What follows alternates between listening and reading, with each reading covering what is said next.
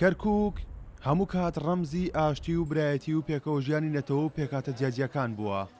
دۆخی ئێستای ئەم پارێزگایەش وا دەخوازێت تەبای و برایەتی ببێتە خاڵی بنەڕەتی بۆ چارەسەری کێشەکان. ئەوە ڕێی وە قسەی تورکمانە دائما وائڵێن ئەو کەرکووک ئەمە سێ چوار قەومیەتی لێرە ئەبێ برایەتی بێ لە یعنی با بژێن هەمومان لێرە. ئێمەش ئێستا تا ئێستا مەسەرن با بڵێن ئازا مەجلیس محافەزە داوایکەن بۆ برادەرانمان کوردەکان با دێن دەوام بکەن با ئیشمان ڕاست بێ لێرە لە کەرکووک.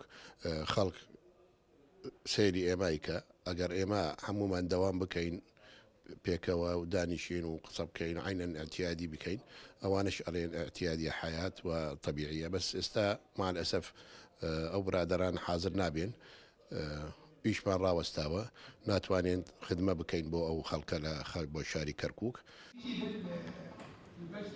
ئەندامانی ئەنجومەنی پارێزگای کەرکووک پێیان وایە نابێت سیاسەتی چەپکە گوڵەکەی مام جەلال لە کەرکووک داون بکرێت و پێویستە هەموو پێکاتەکان پەیڕەوی بکەن. مام جەلال چەپکە گوڵەکەی وتووە بە کەرکووک هەتا پێمانی و جارێکیان هاتە ئێرە کۆبنەوەی پێمان کرد وتی ئەرێڵێن دروشمێکتان دەرکردووە کەرکووک شاری خۆمانە بالەی دێت چێ بێگانە. وتی ئەی بەو دروشمە بەڕاستی هەمووی خەڵکی کەرکووکن بێگانە نین ئێمە تازاتن ئێمە بێگانن.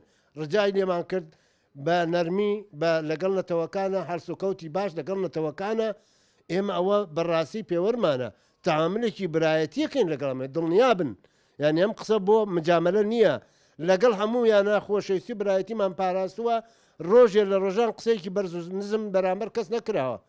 ئێمە ئەمێ دەکەین ڕێکی و پێکی وەکووتم ئەمانە نەتەوەی ئەسڵین بە یەکەوە ژیاوین بە یەکەوە ئەژین بە کەسیش ناڵێن بەڵام هەر کەسی حەز بە ئیستحقاقی خۆی نەکو ئەوە لە سلێمانیش وایە لە هەولێریش وایە کێ چەندێ دەنگ بێنێ هەرەوەیە کەس مجاملەی کەس ناکە. ئێمەش لە ئێستا بەدواوە ئەگەر ئێمە تەوافقی بوو تورکمان کورسی و نوێیەکی هەناوە داوای ڕێی سەکاڵین باشە لەسەر ئەساسی وەزعی کەرکووکە لە پێناو خزمەتکردنی کەرکووکایە.